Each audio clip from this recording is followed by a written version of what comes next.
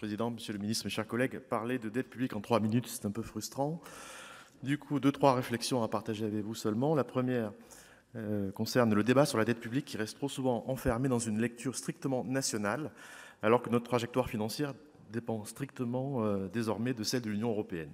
Or, l'UE entre dans une phase décisive. Le remboursement entre 2028 et 2035 de la dette commune émise pour le plan de relance Next Generation EU, 800 milliards, à rembourser en 7 ans, c'est un choc de financement inédit, potentiellement absorbant. Sans ajustement, le risque est clair. Le budget européen deviendrait quasi exclusivement un instrument de remboursement au détriment de nos priorités stratégiques, défense, innovation, climat, numérique, compétitivité.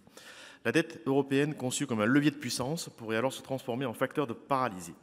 Pour éviter cet étau budgétaire, une solution s'impose, faire rouler une partie de cette dette, comme le préconisent de nombreux économistes, dont Mario Draghi. Il ne s'agit pas de renoncer au remboursement, il s'agit d'adopter les pratiques de gestion active qui sont celles des souverains matures, en lissant précisément les maturités pour éviter un mur de refinancement et en maintenant un stock de dettes stable et liquide.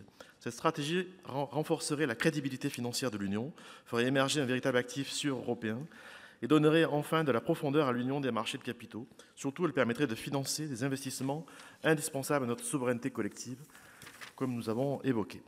Mais cette capacité d'action commune suppose aussi une exigence de discipline nationale. Et c'est pourquoi je souhaite soumettre au débat une deuxième réflexion, celle de la proposition portée par la Fondapol, dont je salue les travaux, à savoir inscrire dans notre Constitution et dans la LOLF une règle budgétaire de moyen terme, claire, contraignante et protectrice pour les générations futures.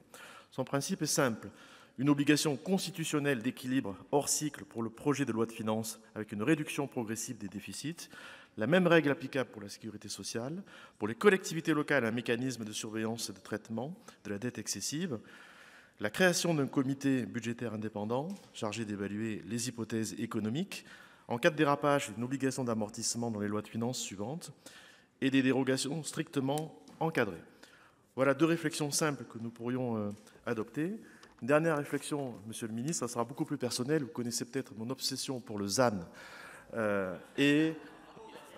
et la dette, vous allez voir en quoi. Ça fait des mois et des mois que j'interroge vos prédécesseurs sur le fait de savoir ces mesures de décroissance, combien de pertes de recettes dans le budget, combien de projets d'industrie où nous devons renoncer et des projets de logement du fait du ZAN.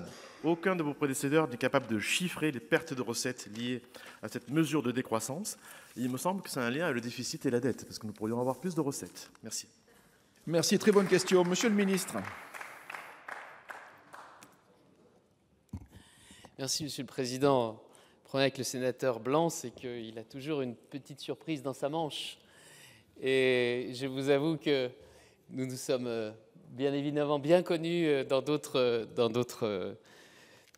échanges et que sur la question du ZAN, vous savez que le gouvernement a proposé de sortir les projets industriels du ZAN. Malheureusement, c'était dans le cadre d'un projet de loi simplification qui, et on en parlait tout à l'heure, a un chemin un petit peu chaotique en ce moment. Donc nous allons voir comment nous allons pouvoir reprendre cette question-là, mais il est évident que ça doit être un verrou qu'il faut faire évoluer, notamment en matière de développement économique. Vous avez développé l'idée d'Europe puissance, et je partage avec vous cette question-là. On a construit notre Union européenne comme un grand marché, avec des règles pour faire fonctionner un grand marché. C'est une force d'être un grand marché, mais nous ne serons pas un grand marché attractif si en même temps nous ne sommes pas une grande puissance économique et une grande usine. C'est tout mon combat et je crois que vous le partagez.